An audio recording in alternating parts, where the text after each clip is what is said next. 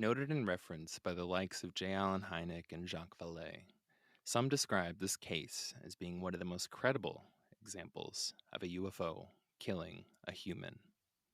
Others, an exaggeration, the result of a social autopsy written by years of word of mouth. Was it a close encounter of the second kind or a freak accident spiced up in its retelling? Either way, the debate between skeptics, believers, and authorities all agree there was a casualty, and his final, gruesome moments did exist. This is the case of Joao Prestes Filho, aka the melting man of Brazil. I didn't see you there. Something big is going on here. From hunting ghosts to Bigfoot, paranormal, UFOs, true crime, and more. We won't just be spouting articles. I was researching for your entertainment. The beginning of a new world. The best guac you'll ever fucking eat. true story. It's basically like one day you walk outside and you see that the ants are playing with matches. This is the Black Cat Report. See you on the other side. Hello, everyone, and welcome to episode 64 of the Black Cat Report. My name is Gil, and this week we only got Joey along with me. Hello, Joey. Hey, only got me today, so Only I'm got you sorry 'cause for you're the all future. I need. Yes, sir. Sorry, Betsabe. We'll see you hopefully next week. It's better to only have Joey than to just have Betsabe. That's all I'm saying. That's all I'm saying. She doesn't listen to the show. She won't notice that. She'll hear it. We miss you, Betsabe. Glad you're having fun in your trip. Yeah, Betsabe's in Turkey. Now, let's see. No, but super excited about this week's episode. Joey can back me up on this. I've been bashing my head against the wall trying to figure out how to break this down, because it was one of those cases where I was like, cool, here's an old case that I heard about, doesn't really get covered that much, seems really interesting, seems really unique and obscure, and there might be some cool points to it. And then I dug in and I dug and I dug and I kept digging, and then I found out that the general story, which I'm going to explain in detail here, basically is wrong in not the way that you might think it is. So let's get started with my long ass research driven intro. That's right, baby. But trust me, it's worth it. Just stick around. Now, He dug so far he hit China. So yeah, I dug so far trying to hit us. Now, Ooh. let's get in. Hugged by mountains and spotted with traditional architecture, the small Brazilian town of Araçariguama exists today as a popular tourist destination just an hour-and-a-half drive northwest of Sao Paulo, Brazil. With just 22,000 residents, beautiful hotels, and excellent skiing, it could be compared to a city like Aspen, Colorado. Just 3 times larger, 6 times more affordable, and 9 times more paranormally active than Skinwalker Ranch. But what this town is known for today, being a, let's say, cozy little hamlet in the valley, stands in a stark contrast to its very modest heritage. You see, much like Aspen was in the mid-1900s, this now quaint getaway from the city used to be an isolated rural town. Just another small farming community accessible only by dirt roads. And it is here where our story takes place. Side fun fact, a lot of really beautiful, cheap hotels there. Saw that when I was looking that up. Huh. Yeah. Is that going to be a Black Cat Report trip then, huh? You know what I'm saying? Maybe we get some Groupons, you know what I'm saying? So, before we get to Joao and how he became known as the melting man of Brazil, we got to give the source for today's episode and address a little bit of misinfo people may have heard before. Now, after a lot of digging through conflicting accounts, we eventually discovered an absolute gem, incredible on-the-ground research by 2 ufologists whose names I will try my best to pronounce, and then immediately just jump to using only their first names, which are much easier for my Hao tongue. Claudio Tsuyoshi Singua and Pablo Villarrubia Mauso. So sorry about butchering those names. But yeah, so we're going to be calling them Claudio and Pablo. So much easier. Much easier. Now, Claudio and Pablo, 2 ufologists who, in the 90s, had no intent on digging into this case, but knew an opportunity when they saw one and was ultimately highlighted in a 1998 article called The Incredible Saga of Joao Prestes by Pablo, rest of his name, translated by Scott Corrales, published in issue 6 of Inexplictica, the link to which will be in the show notes. And actually, I'm going to be honest, it's fairly short paper. I think it's like, I don't know, 8 pages, but it's written so well, and there's so many cross references, and it's so dense and actually kind of funny. Highly recommend going to look at it. Right. There'll be 3 links. All of them are pretty much to like archive pages because this magazine isn't even in print anymore now. Yeah, damn.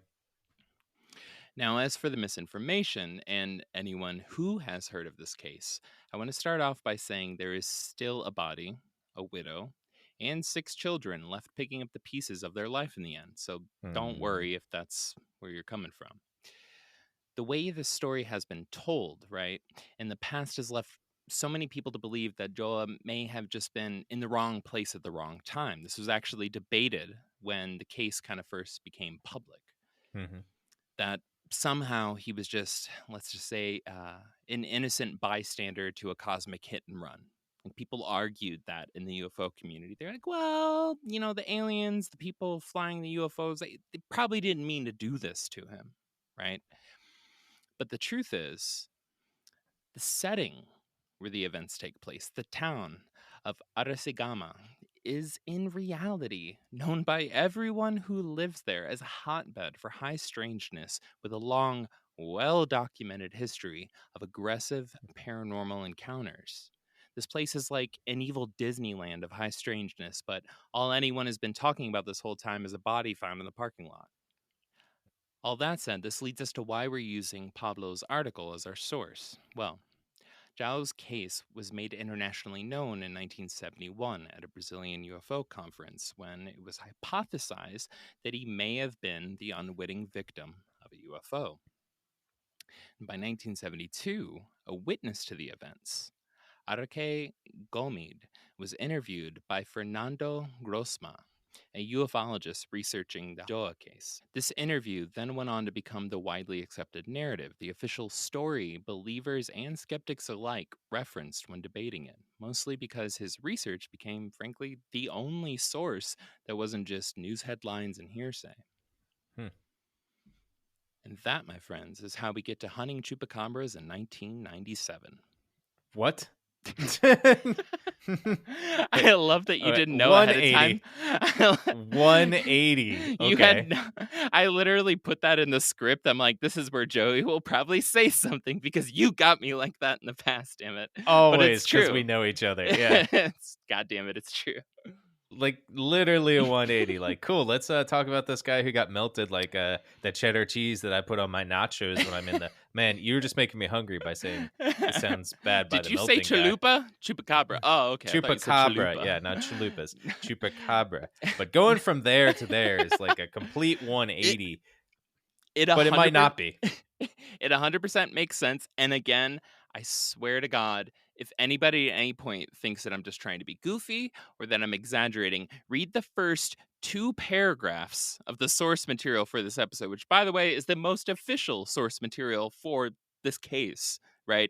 This shit gets mentioned. What I'm about to say gets mentioned. And yes, they were there hunting chupacabras. Now, so Grossma's interview was in 1972, right?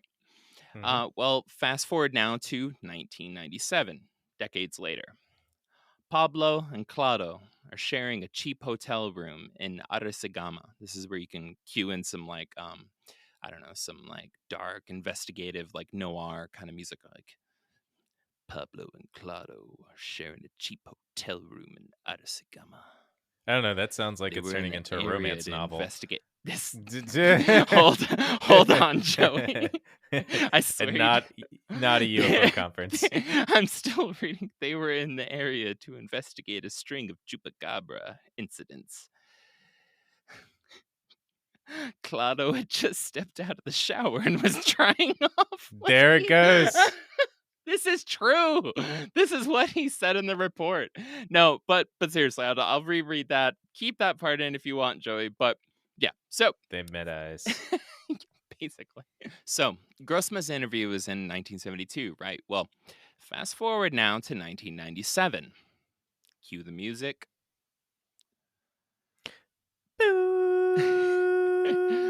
Just Pablo and Claudio are sharing a cheap hotel room in Araçariguama. They were in the area to investigate a string of chupacabra reports. Claudio had just stepped out of the shower and was drying off when he noticed a newspaper the last folks left in the, quote, grimy bathroom. Stop music. I swear I'm not making this up. Read the first two paragraphs. That is literally like a perfect paraphrase of what they say. And it is literally accurate. He's like, like at one point, Pablo says, he's like, so we're in this hotel room and Claudio gets out of the shower and now I have a Japanese guy reading Portuguese to me translating. And then he's telling me all about it. This literally happened. And they did say, quote, grimy bathroom. Now, anyways, he sees a name, right? So Claudio sees a name as he's stepping in the shower, sees his old newspaper, sees a name on the paper's obituary, and it rings a bell. Prestes. He picks it up and he starts reading it.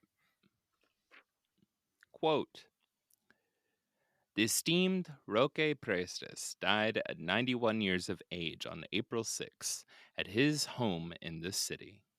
He was the brother of Joao Prestes, deceased. End quote. Now, this obituary went on to give the name of Joao Prestes' nephew, who eventually, we find out, happens to still be alive and lives basically right down the street from the hotel that these two ufologists are staying at. This is big. Yeah, okay? yeah, that's huge.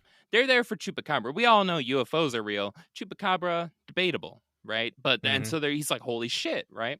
Now, keep in mind too, this case is honestly like the black sheep of ufology, right?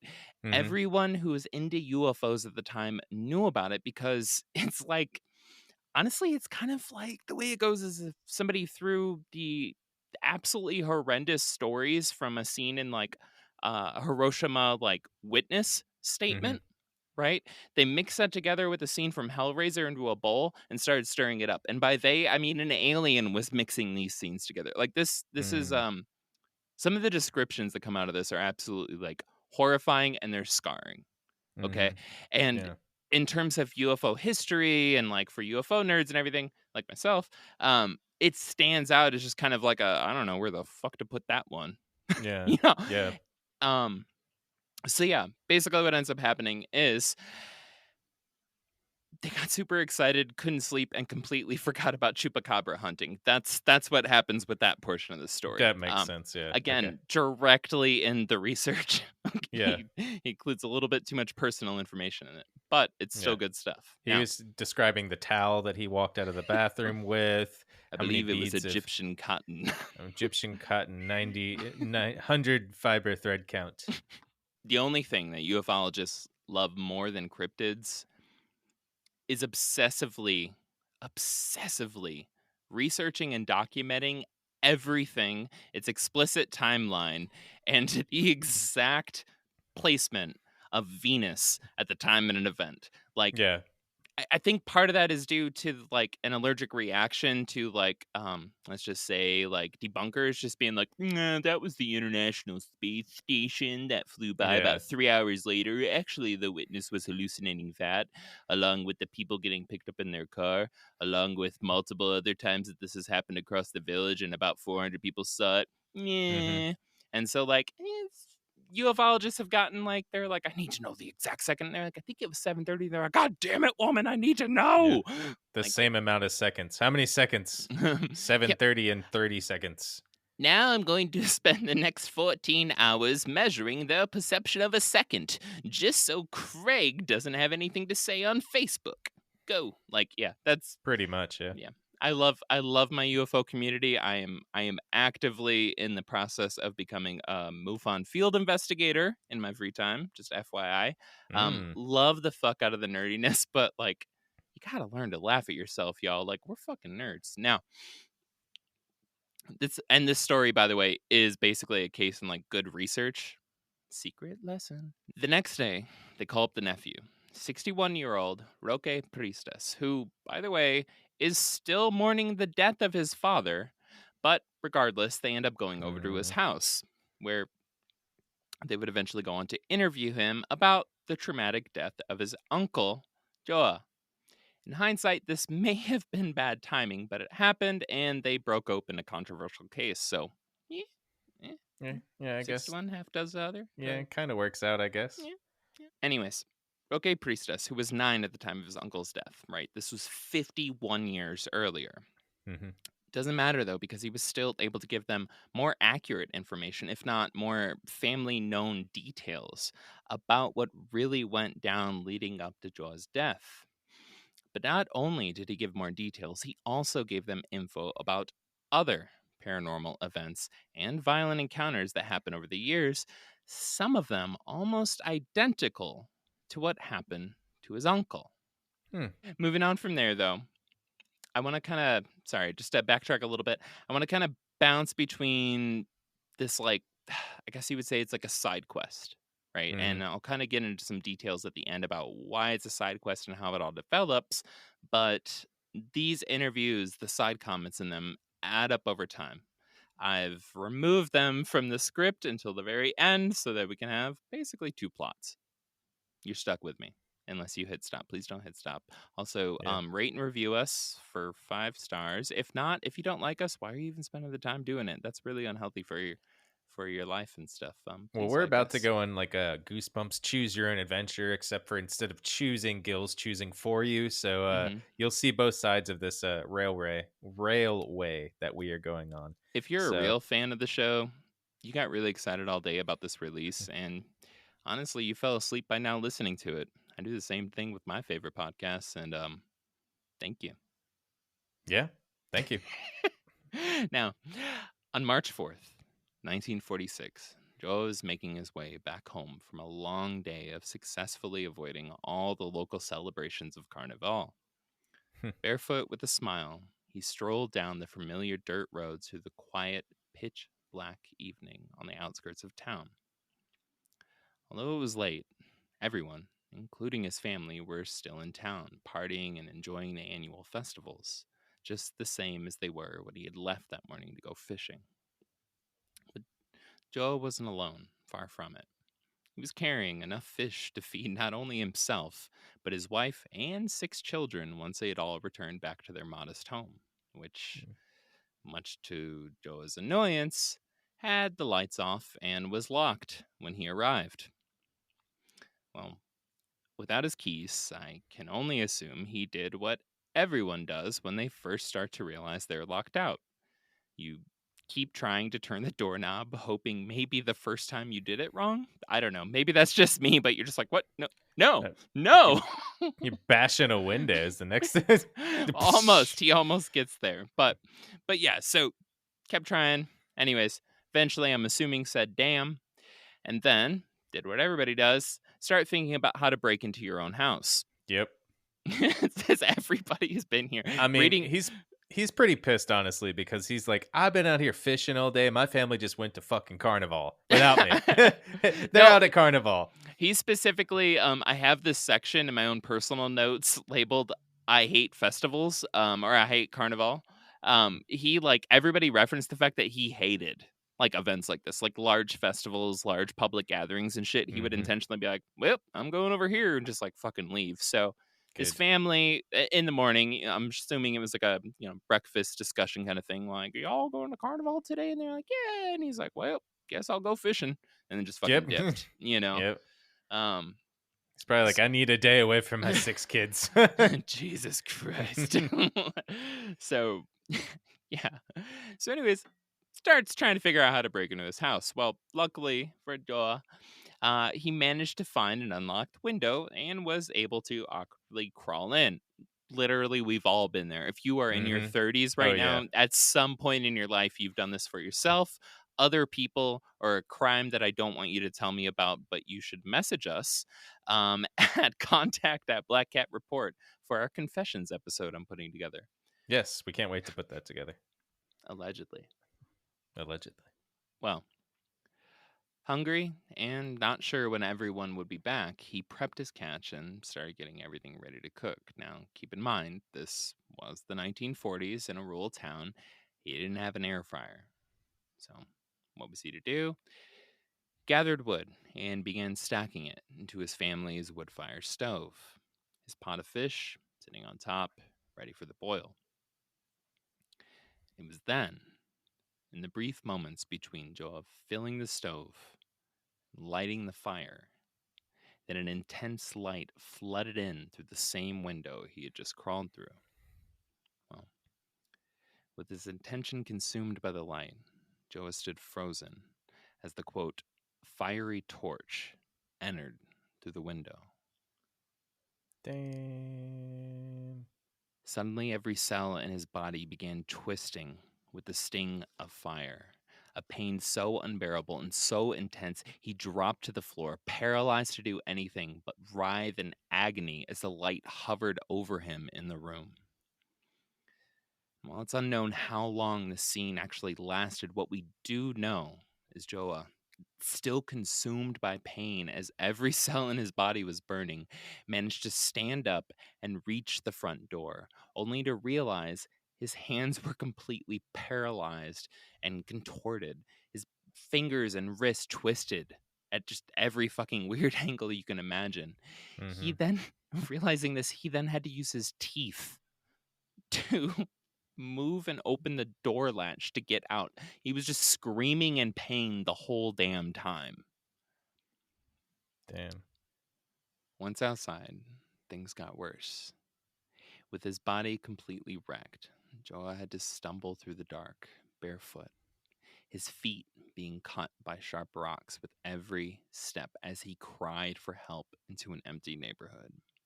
Now, when you hear the description later that people will give, you'll know why I'm saying this wasn't anything short of a miracle, but somehow Joao managed to make the nearly 1.5 mile long walk to his sister's house in town. And it was here that Virgilio Francisco Alves saw him, which he outlined when our ufologist interviewed him. He said, "Yes, my cousin Emiliano Prestes, who was my neighbor, called me over. When I got to Maria's house, I found Joao Malakis, the sheriff, speaking to Joao." I know there's a lot of Joas, a lot of names. He was in bed and having problems with his tongue. His skin, which was fair, was toasted, reddish, as if he had been roasted. His hands and his face had the worst burns. The hands were twisted. His hair didn't burn, nor did his feet nor his clothing.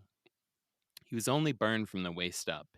His feet were torn up from running barefoot on sharp rocks. Later on, after Joao was admitted to the hospital, he would spend somewhere between 6 to 9 hours decomposing in front of everyone. Ugh. His skin was literally falling off of his body. His muscles were exposed. And eventually, his jaw fell off. Ugh. Over, like, this is like a 12, 14-hour period. He went from being totally fine and healthy. I think his age was estimated to be like late 30s, maybe like early 40s, like 40, 41, something like that. Totally healthy guy. And in one evening, this happened to him. Ugh, he just became a grilled cheese. Yeah, they literally call him the melting man because like everything started falling off of him, and what they called the orderly who worked at the hospital at the time, right? Who they eventually, or sorry, who was first interviewed and set this whole story in motion. He explained it as basically Joao was just like decomposing rapidly in front of them. Like straight up he was decomposing. Although he did make a reference, which I've seen enough times to feel comfortable repeating it, They said that basically the last hour that he was alive, he had a demeanor or an expression of like being comfortable or at peace. Ugh. Which based off of what they're describing makes me think that all of the nerve endings in his body had Yeah, probably probably. died and he just couldn't feel anything. Also, that last hour he didn't even have a jaw on his face. I don't know how they're judging he's comfortable. Well, I think they asked him if they're like, Joa, if you're comfortable, can you give us a thumbs up? And he tried, but he didn't have thumbs anymore. So they were just like, oh, no. sorry, That bud. might have Okay. that might come across as a bad joke, but that also literally might have been true. No, in that's this probably true. It's situation. really sad. Oh my god. This is so fucked up, dude. This guy seemed like a really, really, really just like nice guy who was just I don't know. It's a again, this is the black sheep of like UFO cases, Yeah. right? Like there's there's a reason why they were like, holy shit, that dude, they're related to that dude. Like, Yeah. and they got excited and they got so excited they forgot about chupacabras. Okay, that's pretty exciting. Well, yeah, that's amazing. Honestly, it just sounds like he got like super radiation burns. Like Exactly. complete radiation. Just like 100%. ridiculous amounts. 100%. And if you look into folks trying to explain the situation, just like nowadays, like looking into like just say Reddit comments or like posting on random forums and stuff, people bring that up, and then the other folks on the other side will come back with, here is the case study of these individuals who are the only known humans to survive the largest bursts of radiation. And the way that their bodies were affected, you're talking like days, and days are like weeks. Yeah. You're not talking about like a handful of hours. Yeah. This shit was like sped up times 20. He got right? put in a microwave, it's what it sounds like. He just got put in a microwave and you just watch him turning, melting as he's going. This is crazy. I also need to emphasize here, this is 1 year. 1 year before the atomic bomb test. This is 1946. The atomic bomb test, 1947. Right? The Kenneth Arnold sighting, right? Of like, what he basically explained as saucers skipping along, up in Washington State. And then the reporter like misconstrued it and called them flying saucers. Literally, the situation that made flying saucers a household term, a household phrase, didn't happen for like another year and a half. The atomic bomb wasn't invented for another year. Yeah. This was before all of that shit. It's right? so crazy. Yeah. This is and it's like, and it's so fucking isolated. Right? It's so just like right there it's in a just house one in a person. window. Yeah, it's just one person too. It's like not it's like his house turned into an air fryer, which weren't even invented yet. Exactly. No, but this is fucking gruesome. I'm sorry, but this is like scary as fuck, like around this kind of shit. Like we go out locally, Joey and I, and like Betsa Bay, we'll go look for the Brown Mountain Lights. Now they seem a little bit more nefarious. Now they seem a little bit more edgy. Like, I don't know. I'm a little bit scared of them now. If they zap you when you start melting as you're walking back to walking back to the campsite, and you're just like, you're sitting by the fire, you have your cup, with your whatever you want, your coffee, your liqueur in it, a Moscow Mule that like our friends brought. Yeah. Yep. Yeah. You're sitting there and you're roasting your marshmallows, and then you turn into one of those marshmallows, which is just freaking horrifying. Yeah. Don't know where my skin ends and where the marshmallow starts. Exactly. Yeah. I mean, like, that's normal before the marshmallow is roasted, but in that particular situation, that's horrifying. Yeah, when you just melt into you become a s'more. Yeah. As I said, though, there was an orderly there that eventually was like interviewed. He was the one that was interviewed in 1972, right? So it was the orderly's perspective of the situation, what he understood as the story leading up to Doa being in a hospital bed, decomposing in front of him over the course of like a handful of hours. Pretty fucking traumatic for anybody, even somebody that works at a hospital. It was his perspective that defined how everybody heard the story, right? Because he was the person that that the ufologist was able to find, reference, interview, all that jazz, and that became the official report. Now, something interesting that he said, and this was something that was repeated by other folks that were interviewed by our boys, right, for this story, for the references. Other than just saying over and over again, repeating what had happened to him, he also kept saying that the light was, quote, otherworldly. So before his jaw fell off, dead serious, before his jaw fell off, he told everybody he could, from his sister Maria's house to the long ass like car ride there, right? To the hospital, he kept repeating, it came in through the window, it da da da da da, I blah blah blah blah blah. Like, he kept repeating exactly what the fuck happened to him. This dude was in shock constantly, and he was just kept repeating it. So this is where like skeptics and stuff like that like can't actually argue, because they're just like, no, it was a this, and then they're like, but the victim literally said it for 12 hours that that's not what it was. Like, that's a strong case. And then with the way his body decomposed, which is frankly the only time I've ever heard of that happening to a body in such a short period of time, this case stands out.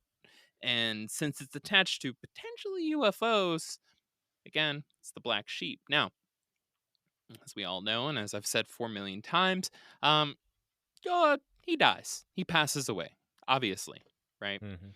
So this leads us to the police investigation. Now, again, based off of the more updated interviews, the ones from 97, nothing. There was nothing. The police went into the house. Literally nothing was burned. Nothing had a single scorch mark on it. Everything was totally fine. Furthermore, and to back up what I guess would be it was his second cousin. What his second cousin said, even when he died in the hospital with his skin falling off and all that, and everything was clearly burned on his body, his hair and his clothes, totally fucking fine. Immaculate, you could even say. Yeah, pressed. No, but yeah, so that kind of goes on par with, like, there was nothing singed or burned in his house. But very, very understandably, his wife and his 6 kids were horrified at the idea of going back to the house. They refused. Oh, for sure. Who the fuck would? Like, you know, if it was there, why can't it still be there? Whatever happened to him, you know? Yeah. And so this all led up to, I guess it'd be 30 years afterwards. Well, immediately the police ordered the house to be condemned. Obviously, some wackadoo shit just happened. And then ultimately, it was demolished in the 1960s. So, can't really go check it now.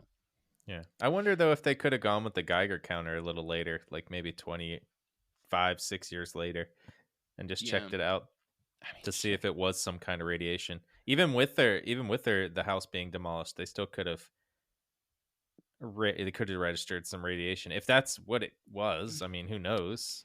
Seems like it. You can literally go submit this idea to like UFO researchers, Joey, because like it's a great idea to go dig into that. And frankly, as we're about to hear, like it's a great idea just to go visit this area and hang out for about a month if you can. Hey, well, you are going to be the MUFON investigator, so I'm pitching to you right now. Shit, that means I need a GoFundMe account. Future Gil. Future Gil. Future Gil. No, but yeah, so the place was condemned and it was demolished in the 60s. And that was something that the ufologist Grossman had discovered after he interviewed the orderly, right? He's like, where's the house at? And they're like, oh, well, this is that and this is that. So that was already documented. Okay.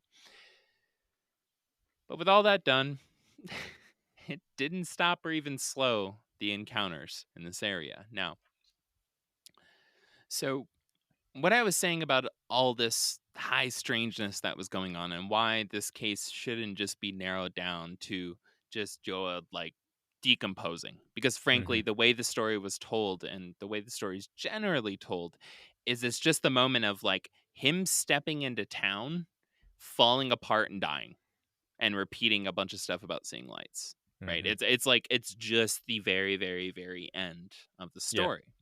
Well, if you recall so far, Claudio and Pablo, the ufologists turned chupacabra hunters, turned ufologists again, have interviewed Joao's nephew and his second cousin. Well, in their pursuit of the full story, they wanted to find Joao's grave, which led them to 2 more interviews. One with a quirky local historian named Hermes da Fonseca, and one with a gravedigger named Nelson Oliveira, who took them right to Joao's final resting place. Now, with the full story mapped out, Claudio and Pablo began cross-referencing each interview, all the random facts, the statements, and the stories that were thrown in along the way, right? So they're recording all these interviews. Mm-hmm. They noted them from the start, specifically because of one thing. Joao's nephew, Luis Prestes, said, quote, he thinks that the small town might be a window area. A flap. A little bit more than a flap. It's a flap and a flop and a flip. But yeah, Floop. so when they were interviewing Luis about his uncle's death, he said, back then, people would constantly see fireballs, known as a word I can't pronounce in Portuguese, which means ghosts. In Araçariguama and its vicinity. I'm so sorry, everybody. I really try my best here. Yeah. And that some believed they came from the gold mine that is now closed. Other weird things would happen too. This is all still the quote. My late father told us that around 1922, he was able to see a wolf man while with my grandfather and an uncle. My uncle apparently threw a rock at it and hit its hand. The next day, a neighbor turned up with his hand bandaged. What? Right? So there's some local tea. Now, Yeah. this was their first interview. Again, like he was 9 at the time, and he openly admitted at the time that like his parents protected him from being able to see his uncle, Joao. They were like, nope, fuck no, you're not seeing that. Like wow. they knew it would be scarring, they knew it would be traumatizing. Oh, for sure. He was Yeah. able to get a brief glimpse of him before he made it to the hospital. At that point in time, he basically just looked completely toasted. His body was inflamed. He was starting to swell, but horrifying, like absolutely horrifying just on its own, but not as horrifying as it would get. So he just got, partially scarred more or less from it. For sure. He probably just saw what looked like Donald Trump, orange, glowing. Yeah. Very, very bloated. Yeah. Yeah, that was pretty accurate, actually, Joey. Yeah. Now, on top of that, right, Lise went on to add, quote, something equally scary happened to Emiliano Prestes, my uncle and Joao Prestes' brother. A few months after his brother's tragic death, Emiliano was walking through Araçariguama forest in another place I can't pronounce. I'm so sorry. Look at the show notes. You're doing great. The same one from which the Wolfman appeared in 1922 and where the light burned Joao. A fiery torch appeared above him, causing him to run to a canyon's edge when the thing fell on him. All he could do was kneel and pray for his life. He told us that he felt an intense heat, but luckily, the fiery torch moved away and vanished. That's crazy that happened to him too. Mm-hmm. Dang. Going on, he had also included in the interview. Again, I wanted to break this up because these stories should be told in tangent, right? Yeah. Quote, the lights were seen most frequently between 3 and 4 in the morning and were 3 or 4 times larger than the moon. People would feel their heat and at even a distance, and they were able to move amazingly fast. My father stopped going to parties at night because of these lights. That's crazy. Mm-hmm. Now, from the second interview, the plot thickened further when during the second interview, Virgilio Francisco Alves said, well, when Joao was a cattle driver, he was still young and lived with his father in Araçariguama. One day at sundown, as he led the donkeys over a hill, he saw a fire that fell from the sky, a fireball. He was near a chapel that had a cross, and he could see the fireball passing him, almost knocking him down. Joao would tell me at that spot you could sometimes see 10 to 12 balls emerging from the sky. Some of them were red, others moon-colored. Sometimes 5 or 6 of them would fall to the ground and explode. People would call them boetata lights. Now, as for that word, which I'm struggling with pronouncing, it's a local word. It's a native word, an indigenous word, for, quote, mysterious lights that would pursue and even kill the native Indians, end quote. Now, here's the things. These boetata were referenced and recorded as far back as the 16th century by a priest named Jose de Anchita. So, like, they have a long history in the region, and that's just when priests got to the area in, like, 1500s, right? Yeah. They got there, and eventually it became so well known that it got documented, Yeah. right? But that also means that there was a long-standing existence of the folklore and the legend and the accounts of this before that, right? Yeah. It's not just like the priest went... I mean, maybe this priest was really into... paranormal shit, and he's like, oh, I'm gonna write that down. But odds are it was like he had other shit to do, and eventually it became enough of a situation, or a situation became loud enough that he actually documented it. But that says something. It's been going back for that damn long. In 1957, it got really big again when Jerry Lee Lewis released Great Balls of Fire. That's true. Goodness gracious, he went down there and saw him, and that's where he got the song from. I was going to make a quote, but I'm not. Now, you shake my nerves and you rattle my brain. No, please don't put that in, Joe. Please. Now, continuing on, though. Rigao himself witnessed the apparition of one of these lights, which emerged from behind the mountain where the gold mine was and landed on Mount Sabo, which I'm assuming is a local nickname for it because I could not find it anywhere. But that's what's documented, so that's what I'm going with. Anyways, back to the quote. Another hill where strange lights always appear. Quoting him now. We also called those fireballs Madres de Oro, mothers of gold. There was also the golden lizard, an elongated tongue of flame that moved in a straight line slowly without making a sound. This is a lot of fucking weird shit. I just want to throw that out there. I mean, it still reminds me today that they keep seeing stuff in, Brazil. Similar things talking about near gold mines is what they're near mines in the area. And they stuff keeps happening around these areas. So it's kind of weird. And they're like dangerous things because people are being killed by these things. Yeah. So it's nuts to think about that, like in a lot of other areas. And I know we talked about this, is that especially in South America, they have it feels like they have such dangerous UFOs that a lot of them are just being murdered or killed, like a lot of the natives, a lot of the people in the area. And, in the US, we're just getting abducted. Most people aren't dying. They're getting killed by people. They're getting killed by their own people. I came across a random Reddit comment while I was looking for sources and stuff. And somebody just said, God damn, aliens are racist against Brazilians. Those seriously, it was like they're all getting morning, killed. And that was hilarious to me after reading all this.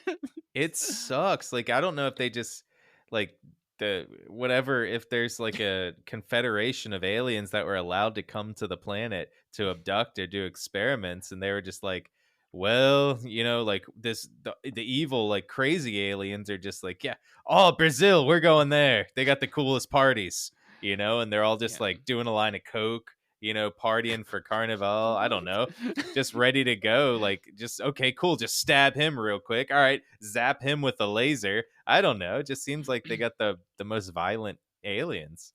Well, okay.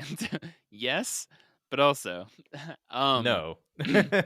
So there is one thing that I've noticed, which is generally in very, very rural areas that are what we would even consider like resource dense areas, Mhm. right? Um, that tends to be in very desolate, resource dense areas, tends to be where more aggressive or just outright violent encounters like happen all around the world, Mhm. Yeah. right? Like, even go back to one of the most famous abduction stories in history, Travis Walton, Fire in the Sky. Like, Mhm. they're out in the middle of fucking nowhere, like chopping down trees, Oh, that's right. Yeah. right? Go back to the Mojave incident. Again, literally in the middle of the Mojave Desert. Yep. Oh, true.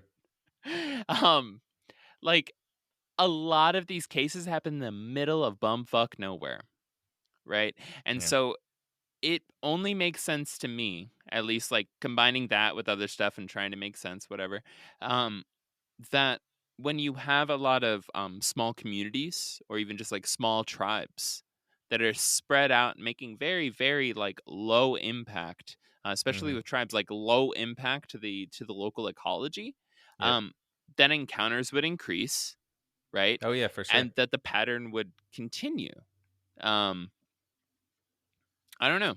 It's just something I noticed is like generally when somebody's abducted in the middle of nowhere, shit gets wild. Even Whitley Strieber, Communion, right? He lived in the middle of fucking nowhere with his wife and had this crazy ass like security system set up all around his house. I mean, he openly admitted himself. He's like, yeah, I'm super paranoid. I had cameras everywhere.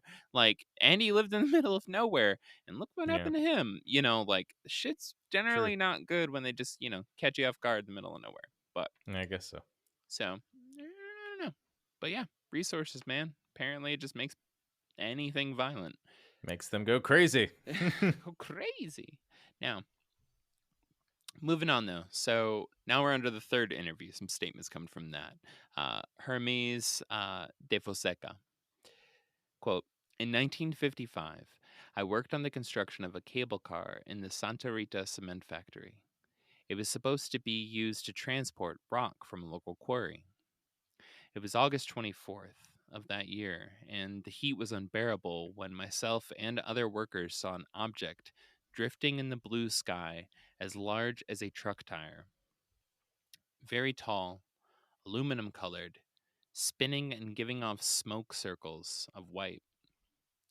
We saw it at 11:15, and by 12 o'clock, 5 or 6 acronym, but it was Brazilian Air Force airplanes arrived. They were smaller than the flying wheel, which distanced itself easily from the planes. On the following day, the Folha de Sao Paulo newspaper published an article about the fact that thousands of people from Osaka, which is near this area, Mm-hmm. um, had seen a flying saucer with the exact same characteristics. Mm. Yeah. So you have some shit in the distance. Literally looks like truck tire, semi tire out there. But then you see fighter jets as reference, and you're like, oh, they look like dots. Yeah, that's a Oh huge thing. shit. Yeah, the thing's huge. And then it just completely outmaneuvers them. And then way over in another area, it's like, oh yeah, now thousands of people just witnessed that. Again, this was like 11:30 in the morning, 12 noon. Mm. This Yeah. wasn't at night. This was in the morning. This is That's at like weird. noon. Well, going on, he also said in 1960, Celiso Gomez, a bus driver, was on his way from Sao Roque when he saw a red light that caused him to stop the vehicle. The light approached the cabin, and Gomez, frightened, began to pray. The passengers were stunned by the uncanny light, which encircled them for some 20 minutes. So now we have a bus full of people. Damn, just being like, that look witness one there. of these fucking There's another lights. alien. There's Yeah. another UFO. Yeah. A bus full of people that saw it, along with thousands of people that saw a UFO in the area. There's multiple. I got over trying to add in all the Dogman sightings, but there's a bunch of Dogman sightings in here. So now moving up again, 1993 in the same region in 1993. In the same region at a place called Lila Ranch, 12-year-old Regine Barbarossa de Silva watched as a 15-foot sphere hovered around before it shot her with a yellow beam of light. Quote, after the event, Regina experienced headaches and eye irritation, which, end quote. By the way, eye irritation super, super, super common for close encounters with UFOs. Like specifically, oh shit, what's that called? I should know this. What is pink eye technically called? I forget. Don't remember. Damn it. Anyways, basically pink eye. Yeah. Pink eye isn't just caused by poo particles. I know that's what we're all taught. It's also caused by UFOs. But no, like oddly enough, though, what is it? Conjunctivitis. Conjunctivitis. Thank you. Yes. Yeah. So conjunctivitis is actually not just caused by poo particles or somebody farting on your pillow. Not only. Yeah, not only. Yes. But it's also, oddly enough, heavily associated with and heavily documented to occur in folks after close encounters with UFOs. Like people that look like, there's a couple things. So people that see a craft very close, like up close, a lot of times they'll have more or less like a weird kind of sunburn on the side of their body that was facing wherever the craft was, right? Yeah. And within a day or so, they'll develop conjunctivitis, pink eye. It's like straight up. So the UFO pooped in your eye. UFO came in and shit all over him. Pooped in your eye. No, but that also, again, is part of radiation poisoning, because when watching Oppenheimer, when you see that they talked about how people put their hands in front of their face when the Hiroshima happened. They'd put their hand in their face, and behind it their hands would be baked, but then they'd move their hand and their face would be like they got sunburned, like they held their hand there, just because of how quick the radiation came through and just torched it. And it's like the power, basically harnessing the power of the sun. And maybe in a way that's what the UFOs are doing, because obviously you're saying they're sunbaked. They're just harnessing the power of the sun. Maybe atomic energy. That is the closest thing to it, but like, if my rational mind thinks about it, just like, going into it, just thinking about it. That is, and that's why, like, I think that's honestly, this is like part of the reason why, like, anytime there's like a UFO incident and like potentially one landed in a field or whatever, nerds like me, or at least me someday, get to go out there with Geiger counters and be like, what time was it at? No, exactly. Tell me what time it was. God damn it. You said 9:15ish. Was it 13 or 14? Like, if there's things that UFO researchers are very good at, it's reading the room when they're trying to ask questions. Exactly. Yes. I blame the skeptics. Yes, it is their fault. Yes. We're just gonna ignore the fact that I work in spreadsheets for a living. Yes. No data analysis for you. No. But that's like part of the whole rationale, is like what you just said. Like, there's so many let me say, like, side effects from like close encounters that have been documented, that radiation exposure makes sense. It literally it starts to meet the list. Where it doesn't meet the list is, again, our story. We're just melted in a day. Yeah, but also a year before the bomb was finished. Well, like, I mean, for that, they did not have many rural living room size nukes in 1946. What I'm saying is that the UFOs were the radiation poisoning, not just like somebody came in and just shot some radiation in there. I'm just thinking that maybe the UFOs had radiation because of their propulsion system, or because of their way either blending in between realities, depending on what you believe. It might be, it might just be a reaction from their propulsion system to the physics of our reality. Yep. It's not even that like it specifically causes that. It might not cause that, let's say, in the middle of nowhere in space, or let's say between dimensions. It might not cause that at all. But it might be almost similar to an elemental reaction, right? Like throw some phosphorus into some water and see what happens. Don't actually do that. Please don't do that. No, please Unless don't. you have We goggles don't. on and you're ready to smile because it's so much fun. Now, Joey's like cutting that out.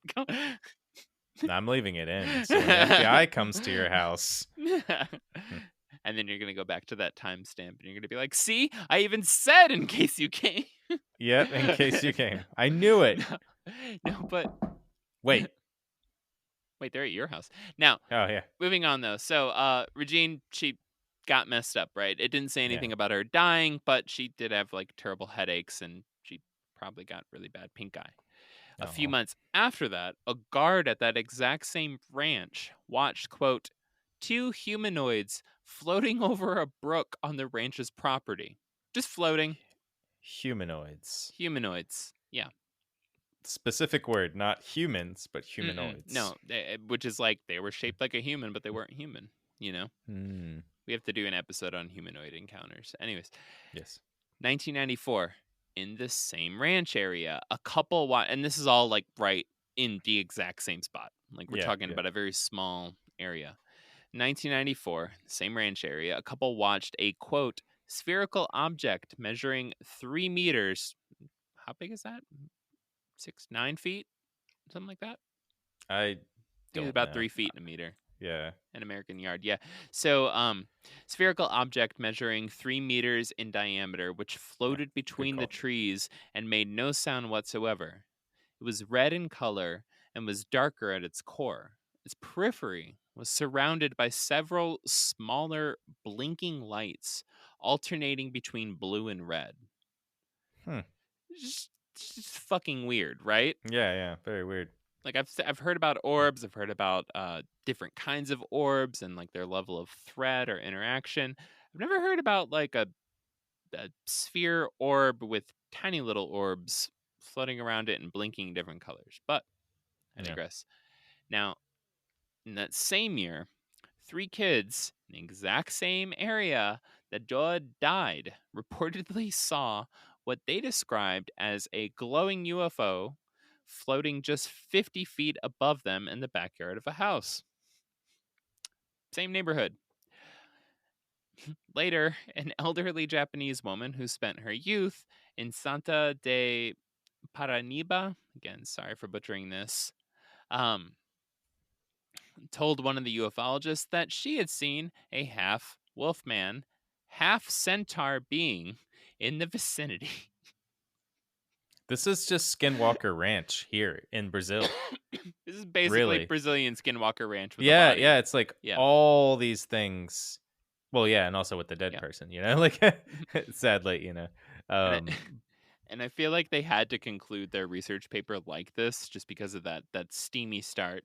It said, San Roque, again, general area, has also experienced one of the most intense waves of chupacabra activity in all of South America. Yeah, well, there you go. I love this paper because it's a perfect example of like me writing an episode where it's like, all right, gonna do a dude getting getting melted by UFOs, chupacabra, centaurs. Like, we finally found it, going off. But I thought they at the end were gonna say and this area finally had the 2 greatest UFO researchers ever in the world of all in freaking the time mist ever. Hit me on Patreon. No. Yeah. Now, yeah. So there's obviously a lot of orbs, right? And there's literally more in that report. And if you just Google it, there's way more that show up in this general area, right? And with that, there's a case I was researching, which led me to this topic, by the way, with government reports between 2014 and 2016, also in Brazil, where there were multiple encounters with the orbs, sometimes way up in the sky, other times just floating into the area where people were sleeping, doing stuff like flashing them with beams of light. People reported paralysis. There was government investigations and a bunch of other interesting stuff. So I'm still researching what happened, but we will be covering it in a future episode. That said, I wanted to do this case on purpose, right? I wanted to do this case because first, in 1946, there were no drones. right? Flashlights, frankly, weren't that bright. Half the areas that this is happening in don't have any type of municipal like electricity. Like these are very rural areas. The atomic bomb hadn't been invented yet. It was a year out, frankly, and like they were working their asses off. It wasn't like, well, maybe they tested it. No, they didn't. They basically had it ready and like set up the test within like a couple weeks. They were like, okay, we're ready. Like they were rushed. So that didn't happen. It wasn't planes. It wasn't drones. It wasn't somebody with a flashlight. It wasn't drug cartels that were also running an organ harvesting mining operation and had jetpack boots like the Peruvian government is saying is going on, right? This was way the hell before that. And I wanted to give a solid context to not only that this was documented, that somebody died because of it, Yeah. but that there was a history going back to the 1600s explaining these types of events, right? And I hope that this, gives context to our listeners, but also helps every one of us give a middle finger to debunkers saying it's drones. I just honestly, that's what I really wanted. Yeah. Take that, debunkers. Fuck you, Mick West. Now, I don't know who that is, but yeah. I do. Anyways, in conclusion, memories of events, though sometimes sharp, cannot pierce through the shielding of a watchful parent and family who's trying to protect a child from being scared, as in with the nephew who gave one portion of the story. Or, frankly, those same parents and adults may themselves be in shock. Adults trying to understand what they saw, processing an unfamiliar situation while at the same time struggling to answer a kid's question. A lot can be said about this, and even more to the weight of time on the scale of perceptions, but the body of truth remains, regardless. Thank you for listening. Thank y'all. Hope you enjoyed it. Thank you so much for listening to the Black Cat Report in our episode 64 on Brazilian UFOs and the Melting Man. Please follow us on Instagram and rate and review us wherever you get your podcasts. Also, please remember our poll on Spotify. We'll see you next week with another fun episode. We'll see you on the other side.